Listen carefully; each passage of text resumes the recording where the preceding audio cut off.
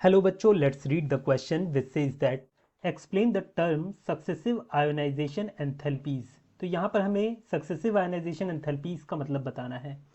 Here the key concept for this question is ionisation enthalpy.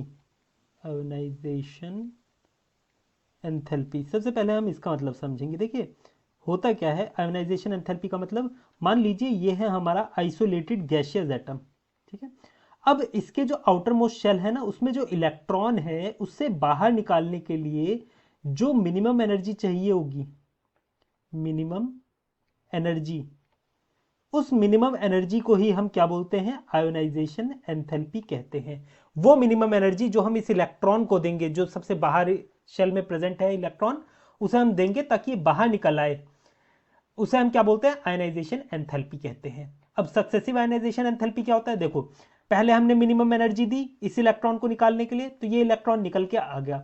जब ये एक electron निकल के आ गया, उसके बाद हम दूसरा इलेक्ट्रॉन निकालना चाहते हैं, फिर हमें एनर्जी दे रहे हैं इसे निकालने के लिए, तो इसे बोलेंगे सेकेंड आयनाइजेशन एंथैल्पी। फिर हम तीसरा इलेक्ट्रॉन निकालना चाह रहे हैं, चौथा इलेक्ट्रॉन निकालना चाह रहे हैं, तो इस तरीके से जो हम सब्सिक्वेंट इलेक्ट्रॉन निकाल रहे हैं गैसियस एटम से, यही कहलाते हैं कलेक्टिवली सक्सेसिव आयोनाइजेशन एंथैल्पी। ठीक है। अब आप इसे किस तरीके से लिख सकते हैं, आप लिख सकते हैं amount of enthalpies, enthalpies required to remove first,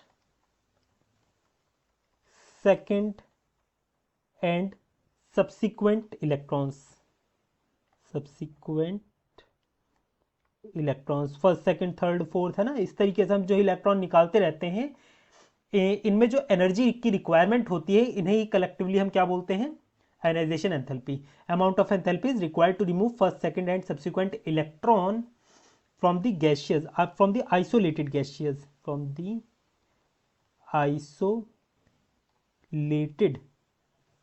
gaseous atom,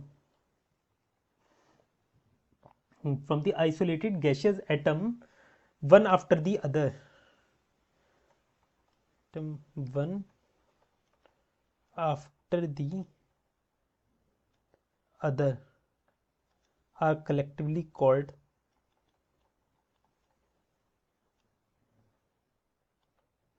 ionization subsequent successive ionization enthalpy। हम क्या बोलते हैं, successive ionization enthalpy।